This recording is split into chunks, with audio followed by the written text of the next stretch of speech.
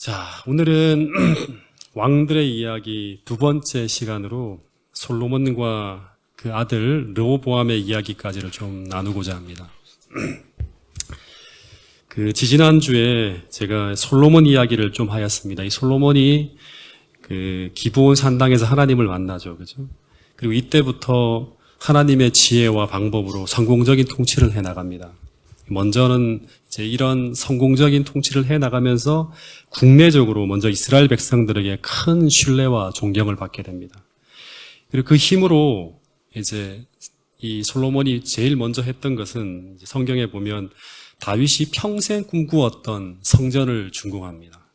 그러면서 많은 사람들에게 그 하나님의 그러한 어떤 성호를 찬양하는 일을 하고, 그리고 이 나라의 국력이 부해지면서 이제 왕궁도 짓고, 그러면서 이 나라가 정말 어떻게 보면 번영과 성장이 정점을 찍을 때쯤 돼서 이 나라에 대한 칭찬이 이제 또 솔로몬에 대한 칭찬이 그 국내적으로뿐 아니라 나라 밖으로까지 퍼져나가기 시작합니다. 그러면서 열왕기상 10장에 보면 그 한 여왕이 찾아와요. 그러니까 10장에 보면 이 남방 아라비아에서 시바 여왕이라는 이 사람이 솔로몬의 명성을 듣고 찾아온다 그럽니다. 스바 여왕, 시바 여왕 그러는데, 이 시바 여왕이 어디에서 온 거냐 하면, 이제 여기 보면 여기가 시나이 반도죠, 그죠? 예. 그리고 이쪽이 이제 이스라엘이에요. 그리고 여기가 유프라테스 강, 티그라스 강이 흐르는 이제 걸프만이고, 근데 예멘쯤 되는 거예요. 그게 바로 옆이 에디오피아예요. 그러니까 상당히 먼 곳에서, 상상할 수 없을 만큼 먼 곳에서 찾아오는 거예요. 그러니까 이쯤, 여기가 시나이 반도. 지도책을 한번 더 보면 사우디아라비아 끝에 이제 예멘 이쪽입니다. 여기가 이스라엘이고 바로 옆에 이디오피아가 있죠. 그래서 이 솔로몬의 이름이 어떻게 본다 그러면 이 문명 세계의 끝, 땅 끝까지 퍼져나가면서 상상할 수 없을 만큼 이제 이 나라의 위대함이 알려지고 있다는 것이죠. 그러니까 이 솔로몬이 이룬 업적이 당시 문명 세계 만방에 이제 비추어져 가고 있다는 거예요. 그러면서 이 시바 여왕이 이스라엘을 방문하여서 이 솔로몬의 지혜와 업적을 목도한 후에 그 여왕이 어떻게 하는가 하면 여호와를 찬양하고, 그리고 이 방문을 계기로 이 스바 여왕이 회심을 하게 되었다고 합니다. 그 근거가 무엇인가 하면 바로 마태복음 12장 42절에 보면 이런 말씀이 있어요. 심판 때 이 남방 여왕이 이제 부활을 하는 거죠. 부활을 해서 당시 이스라엘 사람들을 정죄할 것이라고 하는데, 왜 정죄하는가 하면 내가 솔로몬의 그런 이야기를 듣고도 하나님을 믿게 되었는데 너희들은 예수 그리스도의 솔로몬보다 훨씬 더 위대한 그리스도인 예수님의 이야기를 듣고도 회심하거나 회개하지 못하는 것은 정말 이상한 일이라고 하는 거예요. 그러니까 이 시바 여왕을 하늘에서 볼 수 있다는 말이죠. 그런데 이 여왕이 어떻게 회심을 하였는가 하면 그는 당시에 이 진실하고 겸손하게 하나님을 섬기면서 하나님을 소개하는 이 솔로몬의 모습을 통해서 여호와 하나님을 만나고 회심을 하게 됩니다. 그래서 이때부터 이스라엘이라는 나라는 거의 하나님의 이상과 뜻을 이루는 단계로 나아가기 시작하고 있었어요.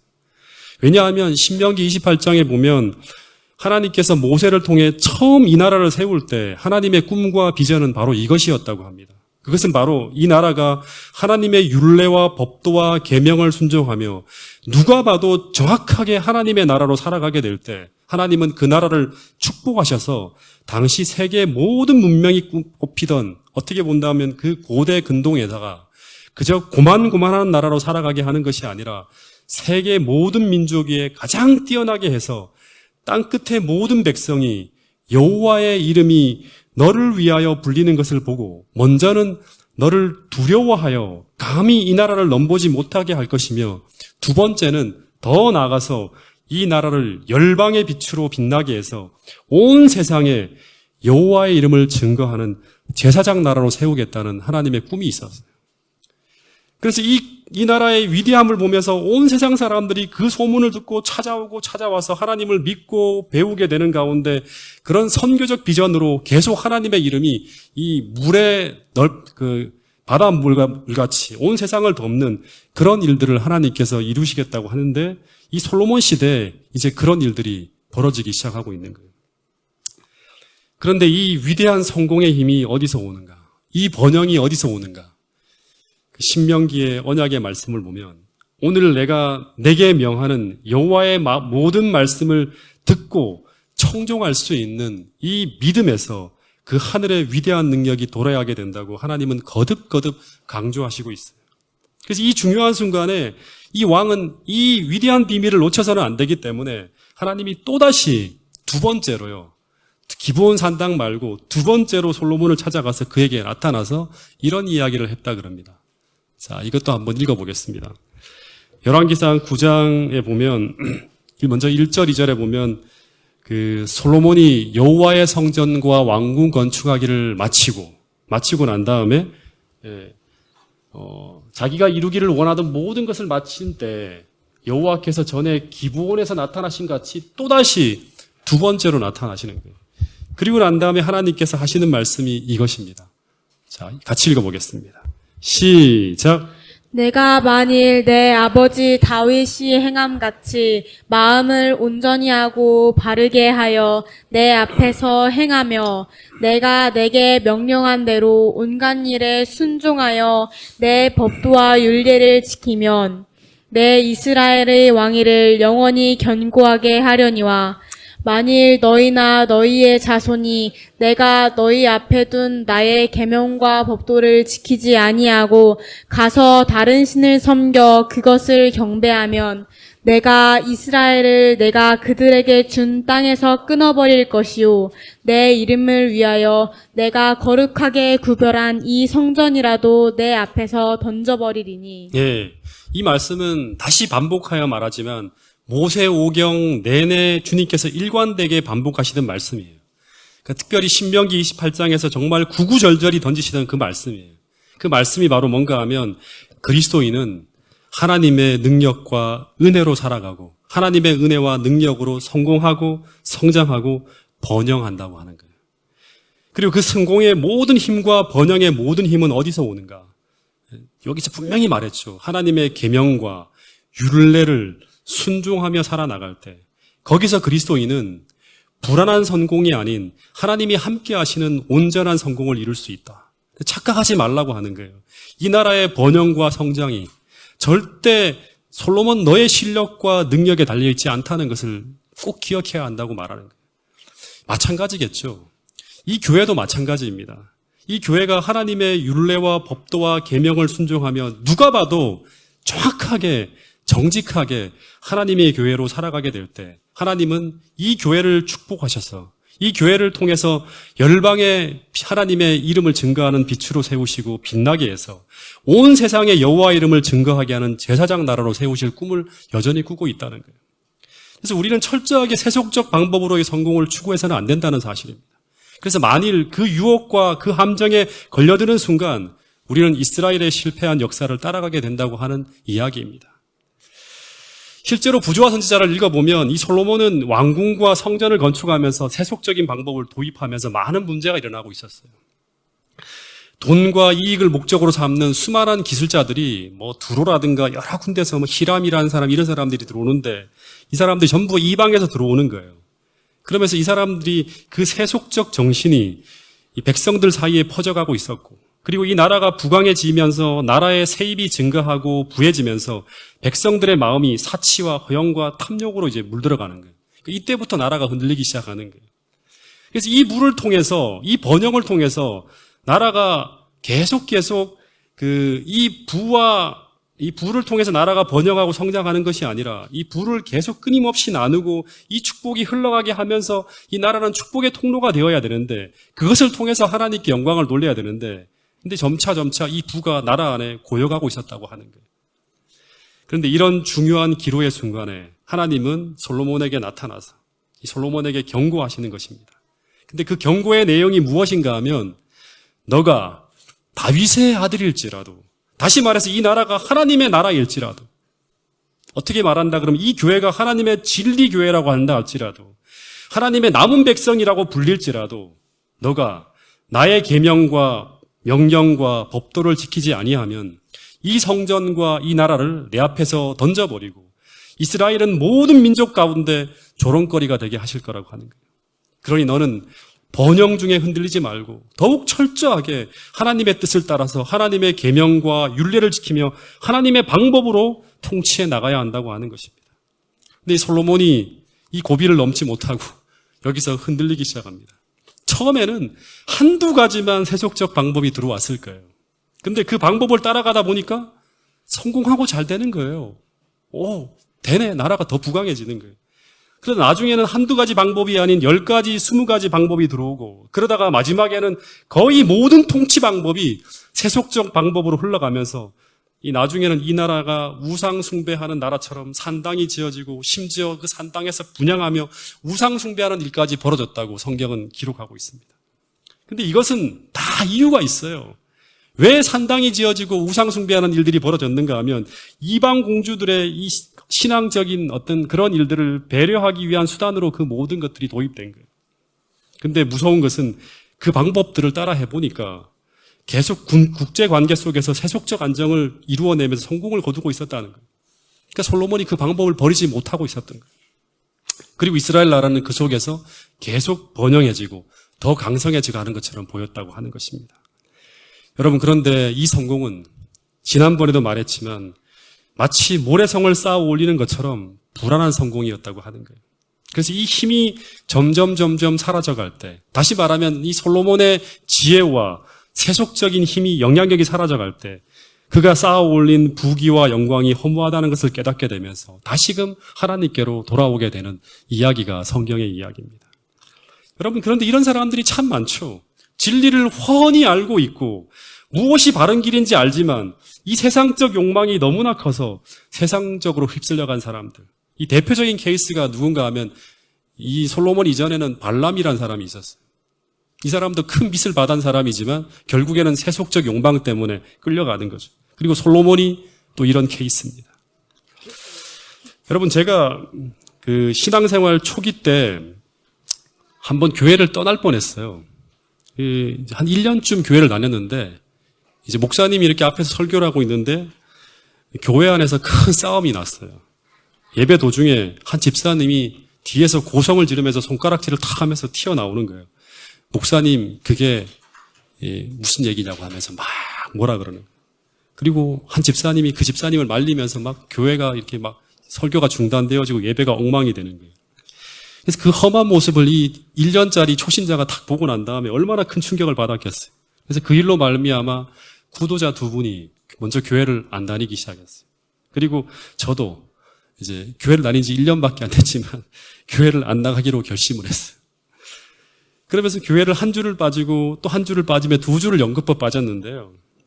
그러면서 안식일 날 세상 친구들을 만나고 하면서 이렇게 이제 막 돌아다니는데 근데 이상하게 마음이 안 편한 거예요. 왜냐하면 몇 차례 제가 경험한 하나님에 대한 경험과 그리고 주어진 빛이 너무나 밝기 때문에 그것을 무시하고 살아가기가 너무나 힘든 거예요. 처음에는 그게 가능한 줄 알았어요. 제 생각에는 이렇게 살아가다 보면 이 진리가 잊혀지고 덮여질 거라 생각을 했고 그리고 또다시 새로운 것으로 채울 수 있을 것이라는 생각을 했었어요. 그리고 이전에는 실제 제가 그렇게 여러 번 살았어요. 왜냐 그러면 제가 이 교회를 들어오기 전에 여호와 증인을 자그마치 6개월 동안 아주 철저하게 공부를 하면서 그걸 따라간 적이 있어요. 그러다가 6개월이 지난 다음에 결국엔 그걸 다 덮었어요. 네. 근데 그런 만큼 이번에도 그렇게 될 거라는 생각을 했어요. 6개월이고 여긴 1년 뭐 큰 차이가 안 나거든요. 그런데 그렇게 되지 않는 거예요, 이번만큼. 아무리 무시하고, 아무리 거부하려 하고, 아무리 안식일 아무 날도 아니야 하면서 이렇게 막 지나가는데 늘 마음이 불안한 거예요. 그리고 마음이 편치 않은 거예요. 왜냐하면 여러분 재림교회의 교리는요. 단순한 교리가 아니라 영원 불변한 진리이기 때문에 그렇습니다.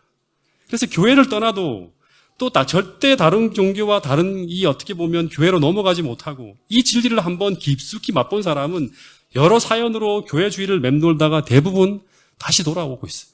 그렇죠? 뭐 그 대표적인 사례 중에 하나가 저희 작은 누나도 그런 케이스였죠. 네.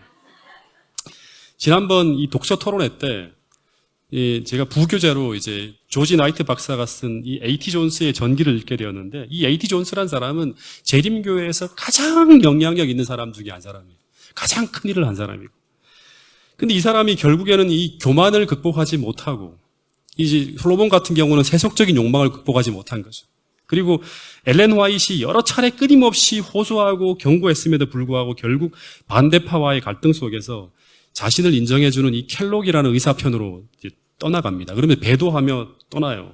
그리고 계속 교단을 비방하고 공격하면서 평생을 살아갔지만, 근데 이 사람의 이야기를 다 읽어보니까 끝까지 교회 주변을 벗어나지 못하고 그 주위를 맴돕니다. 왜냐하면 이 미니아폴리스 대총회 때 그토록 강렬하게 비추었던 그 빛과 그 진리, 그리고 그 놀라운 성령의 체험과 자신의 설교를 통해서 변화되어지고 회심하는 그런 엄청난 역사들을 그 사람이 본 거예요. 그래서 그것을 무시할 수가 없었던 거예요. 그러면서 그는 계속 이 교단주의를 맴돌다가 평생 재림교인들과의 우정을 그리워합니다. 그러다가 말년에 병원도 어디로 가는가 하면 이 재림교회 교단병원에서 보내고 그 교단 관계자들의 문명을 받고 그러면서 재림교인으로서의 관계를 영원히 끊지 못합니다. 그래서 이 사람이 마지막 남긴 말이 있어요. 이 테일러 목사라는 사람이 듣고 이제 증언을 했는데 뭐라고 했는가 하면 이 마지막 순간에 나는 한 번도 제7일 안식일 예수 재림교회 신앙을 포기한 적이 없다는 점을 잊지 말아달라고 했다. 그리고 내 생애에서 지금 이 마지막 순간 지금보다 더 재림교회의 기별을 사랑한 적이 없다고 이런 말을 했어요. 그러면서 그 마지막 순간을 함께했던 이 대총회장이었던 이 아더지 다니엘스 목사와 이 테일러 목사가 그 마지막으로 만난 후에 이런 이야기를 합니다. 뭐라 그러는가 하면 이 존스라는 사람이 교회관을 달리 이야기는 했지만 그러나 솔로몬처럼 혹시 하나님 하늘나라에서 이 사람을 만날 수 있지 않을까 모르겠다는 그런 이야기를 남겼다고 합니다. 이 사람이 마지막 장면을 쭉 보면서. 물론 이 사람이 어떻게 될지는 아무도 모르지만 어쨌든 마지막 순간까지 이 A.T. 존스는 받은 빚이 너무나 컸기 때문에 하나님을 떠나 살아갈 때 한순간도 평안하지 못했을 것이라는 것이 이 쭉 전기를 읽어보면 우리가 느낄 수 있는 거예요. 마찬가지로 이 솔로몬도 하나님의 직접적인 계시의 빛을 한 번이 아니죠. 2번씩이나 받았는데 직접 하나님이 나타나서 그에게 말을 했어. 이렇게 하면 너 안 된다고 하는 거예요. 그런데 이런 큰 선지자 같은 큰 빛을 받은 사람이 그 빛을 무시하며 살아갈 때 얼마나 불안하고 얼마나 두려웠을까요? 결코 행복하지 못했을 거예요. 예. 분명한 진리를 알고 있기 때문에. 여러분 마찬가지입니다. 오늘 우리 모두는 이 마지막 시대에 분명한 진리의 빛을 받은 사람들이라는 사실이에요. 그래서 오늘 우리가 그 양심을 거역하며 살아갈 때 우리는 결코 평안할 수 없다는 사실을 기억하시고 언제나 양심의 호소를 짓밟으며 살아가는 육신의 평안한 길이 아닌 양심이 평안한 진리의 길을 선택하며 살아갈 수 있는 저와 여러분들이 될 수 있기를 간절히 바라겠습니다. 어쨌든 이 솔로몬이 말년에 다시금 하나님께로 돌아오게 됩니다. 그리고 그가 수십 년 동안 하나님을 떠나 걸어간 그 모든 인생의 세월들을 쭉 반추해 보는데요. 나중에 역사 기록을 하는 거죠. 이 사람이 이렇게 살았는데 마지막엔 돌아왔어요. 그런데 이 사람의 그 하나님을 떠난 이 시간들이 어떤 결과들을 만들어냈을까요? 여러분, 이 솔로몬이 수십 년 동안 하나님을 떠난 그 모든 세월들은 단지 인생을 낭비한 무의미한 시간 정도로 끝나는 것이 아니었다고 하는 사실을 우리가 기억해야 해요. 물론 그 시간들은 실패를 통한 반면교사의 교훈을 발견할 수 있는 긍정적인 측면도 있을 수 있겠지만 부정적인 여파가 훨씬 더 컸다고 하는 거예요. 솔로몬이 그 잘못된 길을 걸으면서 그 하나님 앞에 실패하며 그 잘못 살아간 그 시간들은요, 그의 뒤를 따라 왕위에 오를 이스라엘 왕들에게 결코 도움이 되지 않을 치명적인 선례, 어떻게 보면 세속적 성공의 길을 만들어 놓는 두려운 시간들로 계속 쌓여지고 있었다고 하는 거예요. 그 조선시대 최대의 비극이 뭔가 하면 그 단종이 자신의 삼촌인 수양대군에 의해서 폐위되어지고 비극적인 죽음을 맞이한 사건이 어떻게 보면 조선시대 최대의 비극 중에 하나예요. 그런데 이런 일이 일어나게 된 배경을 보면 수양대군이 나쁜 사람이기 때문에 그랬을까요, 단지? 권력력이 너무 큰. 그게 아니라 이 배경을 보면 조선 왕조 초기에 안 좋은 선례가 있었기 때문이라고 하는 거예요. 만약 이 사건이 없었다면 이 단종이 폐위되어지고 수양대군이 이제 이 불법적으로 왕권을 찬탈하는 이런 일은 후대에 벌어지지 않았을지 모른다 그럽니다. 다시 말해서 모든 사건은 다 인과관계로 서로 영향을 받으며 만들어지고 있다고 하는 거예요. 이 조선 초기에 이 태조 이성계가 나라를 세웠을 때 그의 왕위가 이제 이성계 다음으로 누구에게 넘어가야 되는가 하면 당시 세자인 어린 방석에게로 넘어가야 됐어요. 그런데 이 권력 욕심이 너무나 많은 이 5번째 왕자인 이방원이라는 사람이 아버지인 이성계가 이제 계속 이제 자기 뜻대로 안 들어주는 거 하는 사이에 이성계가 병중에 이제 마지막 말년에 힘없이 누워 있을 때 어떤 일을 하는가 하면 아버지의 뜻을 뒤엎으며 아버지를 상대로 한 쿠데타가 벌어집니다. 네. 그리고 왕인 아버지 이성계를 허수아비로 딱 만들어 놓고 그리고 아버지가 생명처럼 아끼던 이 친형제, 친동생 같은 신하들을 다 죽입니다. 그 대표적인 사람이 바로 아버지와 생명을 같이 나눴던 이 정도전이라는 사람이죠. 그리고 당시 자기의 이복 동생인 이 방번과 세자인 방석을 차례로 다 죽입니다. 아버지가 너무너무 아끼고 사랑하는 그 아들들을 다 죽여요. 그리고 형인 정종에게 잠시 정권을 넘긴 후에 아버지와 형이 살아있는데도 스스로 조선 제3대 왕으로 올라갑니다. 완전히 법을 무시하고 그리고 아버지의 왕권을 어떻게 보면 오직 힘과 탐욕으로 차지한 거죠. 그죠? 정말 불법적이고 폐역무도한 그런 사례예요. 정말 나쁜 선례를 남긴 거예요. 하지만 자기가 왕위에 있으니까 이 힘으로 계속 이 나라가 안정적으로 갈 수 있을 거라는 생각을 했겠죠. 그런데 이런 일이 만약에 실패로 끝나면서 일벌백계로 다스려졌다면 이후 세대에 분명히 바른 메시지를 전달했을 거예요. 이렇게 하면 안 된다고 하는 거예요. 그런데 비극적이게도 이것이 성공한 사례로 역사에 남게 되면서 이 사건은 이제 이후에 또 다른 비극과 또 다른 재앙을 만들어낼 수 있는 불씨를 남깁니다. 이방원의 손자인 문종이 2년 만에 죽어요. 그러면서 어떻게 보면 이 자기의 손자가 아니라 증손자죠. 어린 단종이 태종 이방원의 증손자죠. 어린 단종이 12살에 힘이 없는 어린 나이에 왕위에 오르게 됩니다. 그리고 똑같이 이때 이 단종의 숙부인 수양대군은 힘이 있는 그런 사람이었어요. 태종 이방원하고 비슷한 캐릭터를 가진 사람이었어요. 그러나 만일 이전에 이방원의 쿠데타가 실패했다면 꿈도 꾸지 못했을 이 대권의 꿈을 수양대군이 꿈을 꾸게 됩니다. 그리고 계속 그 사례를 생각하면서 호시탐탐 왕권을 노리게 돼요. 그리고 똑같은 방법으로 계유정난을 일으키게 되고 그리고 똑같이 훌륭한 충신들 김종서나 황보인 이런 훌륭한 어떤 인물들이 충신들이 이 수양대군의 권력욕에 의해서 아무런 잘못도 없이 다 죽어나갑니다. 그리고 똑같이 이런 일로 그 어린 왕이 죽게 되는 불행한 역사가 연이어 일어나게 되는 거예요. 그리고 이런 역사가 선례로 남게 되자 그 후 계속 힘만 있고 기회만 주어지면 왕권을 위협하는 영모가 계속 벌어집니다. 그리고 이 모든 왕들은 왕으로 올라가는 즉시 이제 이 두려움이 있잖아요. 그래서 자신의 권력에 조금이라도 위해가 될 소지가 있는 모든 형제들을 다 귀양을 보내거나 죽이거나 하는 숙청 작업들이 계속 이루어지는 거예요. 그래서 여러분 어떤 선례가 남는가 하는 것은 후대를 살아가는 사람들에게 너무나 중요한 일이라고 하는 거예요. 마찬가지로 이스라엘 초기에 가장 위대한 성공을 거둔 위대한 왕들 중에 이제 두 사람이 바로 누군가 하면 이 솔로몬과 다윗이에요. 모든 이스라엘 왕들이 저런 시대를 꿈꾸는 거예요. 솔로몬 시대와 다윗 시대와 같은 시대를 꿈꾸는 그런 대표적인 롤모델로 두 사람이 세워져 있었어요. 다 이 세계 최고의 어떤 그런 어떻게 보면 이 이름을 날린 위대한 왕들이죠. 그런데 만약 이 두 왕이 전부 같은 믿음의 길을 걸으며 성공했다면 이스라엘 역사는 어떻게 될 거는가 하면 정말 후대 아름다운 역사의 본보기로서 후대 어떻게 본다 그러면 성공을 위한 하나의 길만을 후대 왕들이 볼 수 있는 그러한 위대한 역사가 펼쳐졌을 거라고 하는 거예요. 그러나 이스라엘 역사 초기에 다윗과 솔로몬이 서로 다른 길로 큰 성공을 거둔 인물로 역사에 남겨져 있었습니다. 하나는 하나님의 율례와 법도를 지키고 백성들을 겸손히 섬기는 왕이 되는 겉보기에는 좀 초라하고 좀 나약해 보이기는 하지만 겸손하고 온유한 왕으로 성공을 했어요. 다시 말해 예수님이 똑같죠. 겸손하고 온유한 왕으로서. 근데 반대의 솔로몬은 힘과 세속적 권력으로 성공한 하나의 왕이에요. 계속 세속적 방법으로 성공한 왕이었어요.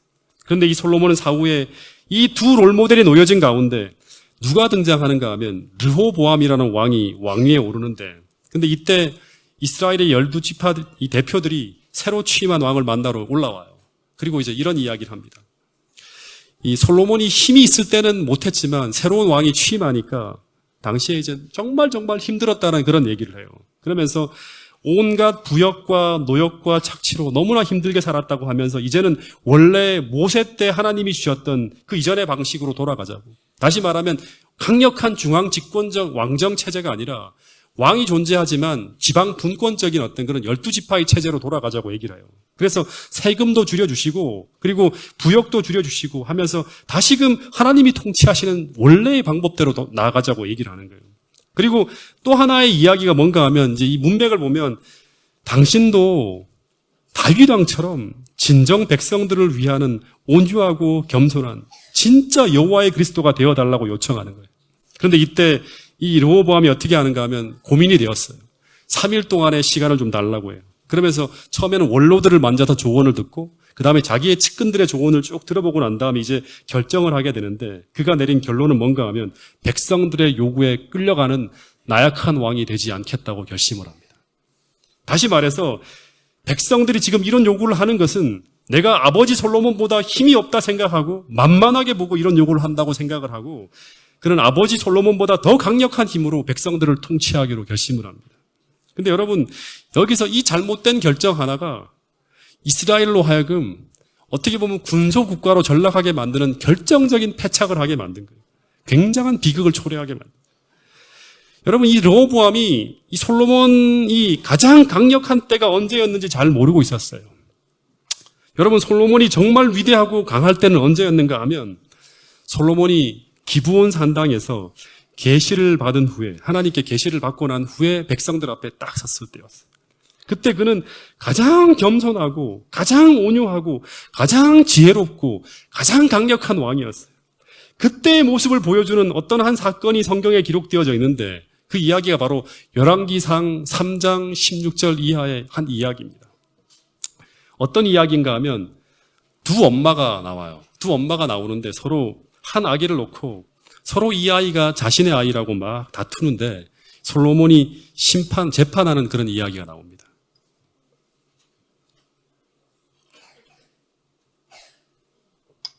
그 당시에는 유전자 감식법도 없고 또 거짓말 탐지기도 없기 때문에 이 낳은 지 며칠 안 되는 이 갓난 아이의 엄마를 가리는 방법이 당시에는 없었어요.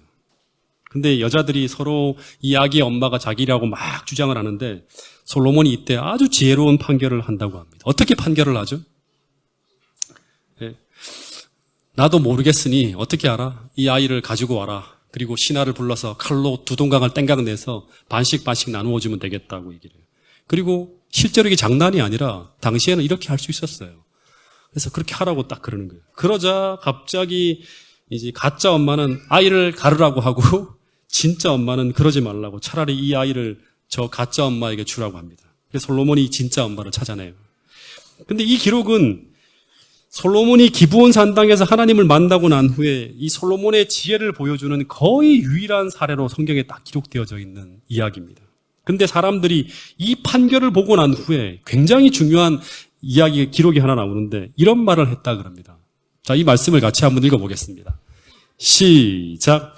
온 이스라엘이 왕이 심리하여 판결함을 듣고 왕을 두려워하였으니 이는 하나님의 지혜가 그에 속해 있어 판결함을 봄이라. 예, 온 이스라엘이 왕이 심리하여 판결함을 듣고 어떻게 했다? 왕을 두려워하였으니 이는 하나님의 지혜가 그 속에 있어 판결함을 봄이라. 다시 말해서 이 판결을 보고 사람들은 왕을 함부로 생각하지 않고 두려워했다고 하는데 그 이유는 하나님의 지혜가 그 속에 있다는 것. 다시 말해서 하나님이 그 속에서 함께 일하고 있다는 것을 확인했기 때문이라고 하는 거예요. 여러분 근데 솔직히 말해서 이 판결이 정말 하나님의 지혜가 있어야지만 할 수 있는 그런 것일까요? 제가 이렇게 이 말씀을 보고 난 다음에 제가 볼 때는 이 정도의 판결은 역사책을 뒤져보면요 수두룩하게 찾을 수 있는 그런 사례가 굉장히 많은 그러한 지혜예요. 특별하게 안 느껴지더라고요 저는. 또 하나 사람들은 이런 똑똑하고 총명한 판결을 보면 사람들은 그가 하나님과 함께하는 사람이라는 두려움을 느끼게 될까요? 여러분 제가 아주 총명하고 똑똑하면 여러분은 제가 하나님의 사람이라고 느끼나요? 안 그렇잖아요. 영악해 빠져가고 이러지. 아마 솔로몬은 이전에도 이 정도의 총명한 재판을 했을 것이라 생각을 해요. 왜냐 그러면 1장, 2장을 쭉 읽어보면 그 정도로 지혜로운 사람이라는 걸 알 수 있어요. 여러분, 제가 보게 된 것은, 백성들이 이 사건을 통해 본 것은 단지 왕이 얼마나 똑똑하고 총명한 판결을 하는가 하는 이 판결의 결과만이 아니라, 사람들은 솔로몬이 진행하는 이 판결의 과정을 이전과 다르게 보았을 것이라고 생각하는 거예요. 그런 생각을 하게 만드는 것은 바로 이 재판을 왕에게 호소하며 찾아온 이 아이의 엄마들의 신분에 대한 기록이 나오는 거예요. 여러분, 이 엄마들의 신분이 뭔지 아십니까? 열왕기상 3장 16절에 보면 창녀들입니다. 창기라고 해요. 다시 말해 사람들은 솔로몬이 위대한 왕이면서도 이 천한 창녀들의 이런 하찮은 호소에도 귀를 기울이며 정말 겸손하고 온유하게 하나님을 의지하며 정말 진실되고 참되게 판결하려고 하는 이 하나님다운 모습을 보았던 거예요. 그 여인들 중에 정말 억울한 처지에 있는 진짜 엄마의 고통을 들어주고자 하는 그 왕의 어질고 아름다운 마음을 모든 이스라엘 백성들이 쫙 보았던 거예요. 이것이 바로 솔로몬이 기브온 산당을 찾아가서 하나님을 만나고 난 후 솔로몬의 모습 속에 나타나고 있는 이전과 다른 모습이에요. 다시 말해서 열왕기상 1장, 2장까지에서는 왕의 신하들이 보지 못했던 그 하나님을 닮은 겸손하고 온유한 다윗 왕의 그 모습을 이제 이 솔로몬의 모습 속에서도 보고 있는 거예요. 아, 이게 나타나고 있네 하고.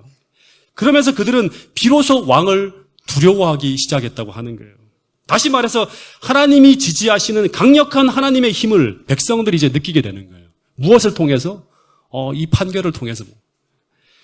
여러분, 그래서 하나님이 솔로몬에게 주신 진짜 지혜는 잔꾀나 어떤 능수능란한 처세술이나 세속적 총명함이 아니라 하나님이 솔로몬에게 주신 진짜 지혜는 다윗처럼 하나님의 마음에 합한 사람이 되는 것이에요. 하나님과 동일한 품성을 가지고 여호와의 그리스도로서 살아가는 그 모습 속에서 백성들은 하나님과 함께하는 위대한 왕의 모습을 보게 된다고 하는 거예요.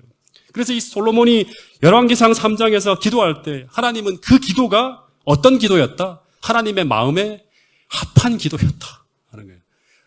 다윗을 찾을 때 하나님의 마음에 합한 사람을 찾았잖아요. 솔로몬도 똑같은 그 모습으로 나가고 있는 걸 보는 거예요. 그리고 이 지혜가 바로 그를 가장 위대하고 가장 강하고 가장 힘 있는 이스라엘의 왕이 되게 만든 지혜라고 하는 거예요. 여러분, 그런데 이 솔로몬이 이 지혜를 떠났을 때 그때의 솔로몬의 모습이 어떤 모습이었는가 하면 하나님이 명령하고 세우신 모세 때부터 내려온 그 고리타분한 12지파의 지방자치 제도를 혁파합니다. 그리고 그 대신에 이 세상 나라처럼 강력한 중앙집권적 행정 조직을 이제 이스라엘을 그렇게 바꾸어 버려요. 그렇게 만들어 버립니다. 근데 이게 어떻게 본다 그러면 역사적으로는 더 진보된 행정 체제예요. 이 세속 역사를 보면 지방 분권에서 중앙집권적 왕정 체제로 나아가는 것이 역사의 발전 단계예요.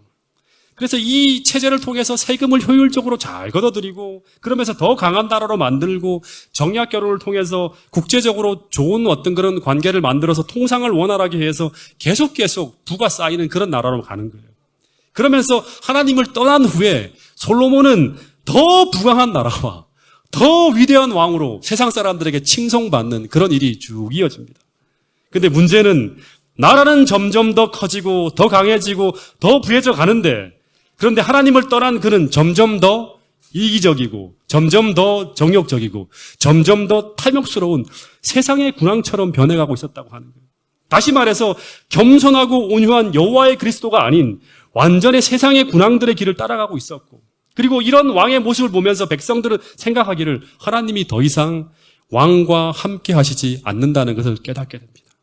그러면서 백성들은 그를 두려워하긴 하지만 그러나 그 두려움은 힘에 대한 두려움이었지 하나님이 함께 하시는 두려움이 아니었기에 그 힘이 사라질 때를 기다리고 있었어요. 그리고 왕의 힘이 사라지기 시작하는 노년에 어떤 일이 벌어지는가 하면 역사책의 열왕기상 11장에 보면 곳곳에 왕을 대적하는 일들이 벌어집니다. 지난주에도 우리가 봤죠. 에돔 사람 하닷이 솔로몬을 대적해 일어나고 르소온이 일어나고 그리고 이 솔로몬의 신하였던 느밧의 아들 여로보암이 대적해서 일어나는 곳곳에서 이제 이런 어떤 대적하는 일들이 벌어지는 그러면서 나라가 흔들리고 무너지기 시작하는 거예요. 여러분 그래서 솔로몬이 자신의 아들에게 살아생전에 잠언서를 통해서 이런 이야기를 합니다. 이 노년에 쓴 거라고 생각이 들어요. 이 잠언서 이 이야기도 같이 한번 읽어보겠습니다. 시작. 그가 너를 보호하리라. 그를 사랑하라. 그가 너를 지키리라. 이 지혜를 버리지 말라고. 이것이 바로 여러분들과 오늘날도 마찬가지예요. 하나님의 뜻을 따라가서 하나님의 계명을 지키면서 하나님의 마음에 합한 자로 살아가는 이것이 바로, 이 지혜가 바로 우리를 보호하고 우리를 지켜준다고 하는 거예요.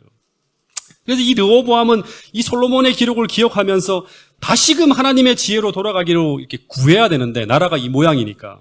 그런데 이 르호보암은, 이 나라가 흔들리는 것은 솔로몬이나 자신이 하나님을 떠났기 때문이 아니라 아버지가 노년에 세상적인 힘이 약해졌기 때문이라고 판단하고, 그가 하나님을 구하는 것이 아니라 더 강한 세속적 힘을 구하게 됩니다.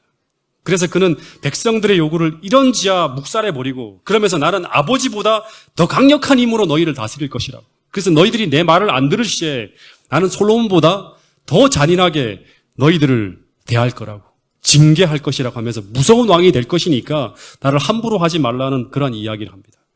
그러자 백성들이 어떻게 하는가 하면, 아이고 무서워하는 게 아니라 이런 말을 했다고 합니다. 자, 이 같이 한번 읽어보겠습니다. 시작. 온 이스라엘이 자기들의 말을 왕이 듣지 아니함을 보고 왕에게 대답하여 이르되, 우리가 다윗과 무슨 관계가 있느냐? 이새의 아들에게서 받은 유산이 없도다. 이스라엘아, 너희의 장막으로 돌아가라.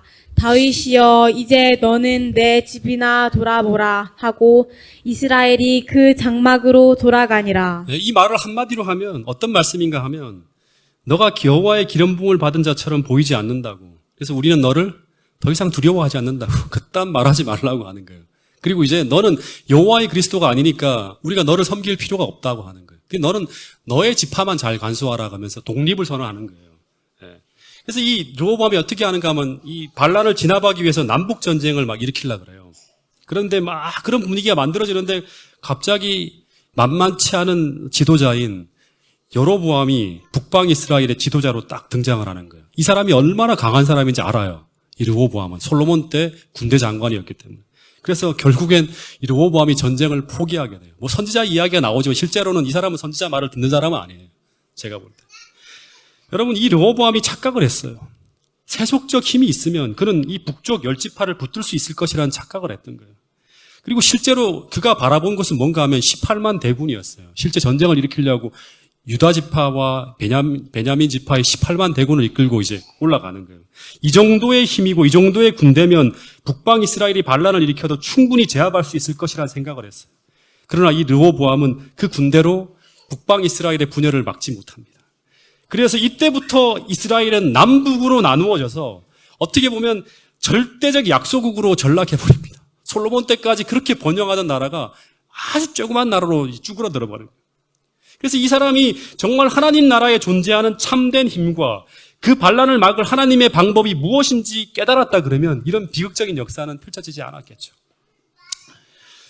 제가 마지막으로 한 예화를 좀 말씀을 드릴 텐데요. 제가 전임지에서 처음 교회에 부임했을 때 그 교회 집사님들께 인사를 했어요. 12월 말쯤이었던 것 같아요.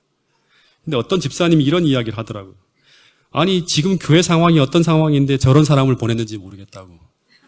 지금 교회 상황이 정말 흔들리는 정말 그런 상황인데 교회를 꽉 장악하고 나갈 수 있는 그런 강단이 있고 힘 있는 그런 사람이 와야 되는데 왜 저런 순둥이를 보냈는지 모르겠다고. 제가 이게 딱 처음 볼 때 이미지가 좀 물러터져 보이잖아요. 사람들이 막 그런 이야기를 막 하는 거예요.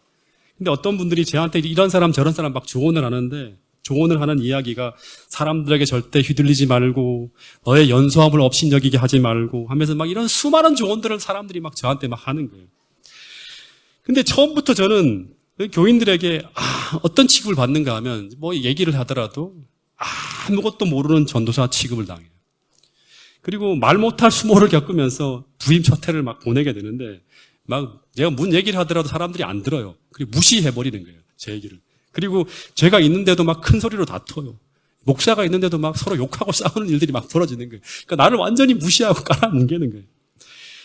해도 너무해. 마치 나는 설교하기 위해서 온 사람처럼 보이는 거예요. 그래서 어떻게 보면 진짜 무능하다 내가 이제 막 이런 생각을 한참 하면서 한숨을 막 지으면서 이렇게 보냈어요. 그리고 매주마다 이 컨트롤이 안 되니까 교회 희망이 안 보이는 거예요. 답답한 마음에 안식일 땡 하기만 하면 집과 교회를 벗어나서 딴 데로 가야 했어. 근데 이상하게 얼마의 시간이 지난 후에 차츰차츰 교인들이 이상하게 이 물러터지고 순해 보이는 제 말을 잘 따라주고 있는 거예요. 그리고 투덜투덜 하면서도 뭔가 하나의 중심으로 뭉쳐져 가고 있다는 걸 느끼게 되었어요. 그리고 한 해가 지나가면서 이 하나님의 이상을 이루어가는 듯한 자그마한 모습들이 계속 나타나게 되었는데, 그러면서 교회 전체가 하나님 말씀으로 흔들리지만 쭉 가는 걸 제가 이렇게 느낄 수 있었어요. 참 신기했어요. 어떻게 성도들이 이렇게 변했을까? 근데 지금에 와서 그 이유가 무엇인지를 가만히 생각해 보니까 그 이유는 교회에서 여러 가지로 자기의 주장을 굽히지 않는 참 어떻게 보면 강하고 힘드신 분들이 몇 분 있었는데, 그런데 그분들 중에 한 분이 얼마의 시간이 지난 후에 저한테 이런 말을 했어요. 전도사님, 요즘 뭐가 좀 보이냐고 하는 거예요. 뭘 말씀하시니까 물었어요. 그랬더니 제가 기도할 때 하나님이 뭘 좀 보여주냐고 하는 거예요. 제가 그분을 보면서 막 웃으면서, 아니 제가 전도사지 무슨 점쟁이냐고 그런 얘기를 물었어요. 그랬더니 왜 그런 생각을 하시냐고 했더니 그분이 하시는 말씀이, 제가 뭐 능력이 있어 보이고 뭐 잘할 것 같이 보이진 않지만 이분이 딱 한마디 한 게 이 말이에요. 하나님이 함께 하시는 사람 같아 보인다고, 이런 얘기를 하는 거예요. 근데 그것이 제가 첫 목회지에서 6개월째 되는 해 이분에게 들었던 이야기인데, 제가 목회 초기에 들었던 이 이야기를 평생 잊지 못할 이야기로 제 마음속에 담아놓고 있어요. 제가 어떤 생각을 했는가 하면, 여기서 성도들을 끌 수 있는 참된 힘이 바로 이것이구나 하는 거예요. 다시 말해서 내가 하나님과 교통하고 있다는 것. 백성들이 솔로몬을 통해서 그걸 봐야 됐어요. 그리고 내가 하나님과 함께하는 사람이라는 것을 알게 하기 위해서 우리는 어떻게 해야 되는가 하면 하나님의 계명과 율례를 철저하게 지키면서 하나님의 방법을 고집할 수 있는 사람이 되어야 한다는 것을 그때 처음 배웠어요. 거기에 하나님 백성들이 경험할 수 있는 참된 힘이 있다는 거예요. 두 번째는 어떤 한 분이 있었는데, 이분은 그 교회의 키맨과 같은 사람이에요. 핵심과 같은 그런 사람이었어요. 근데 그분도 계속 저를 반대하고 저하고 충돌하고 나중에 너무너무 힘들어 지쳐 있었는데, 근데 이분이 차츰차츰 이상하게 협조를 해 나오시는 거예요. 적극적으로 나중에 협조해 하시는 거예요. 근데 이분이 나중에 이런 말을 하더라고요. 이분은 제가 교회를 떠나고 난 다음에 이런 말을 했어요. 처음에는 하태에서 아무것도 모르는 전도사가 와서, 그 전임자가 18년 차 목사님이었거든요. 이제 그런 곳에 전도사를 보냈으니까 너무너무 화가 났대요.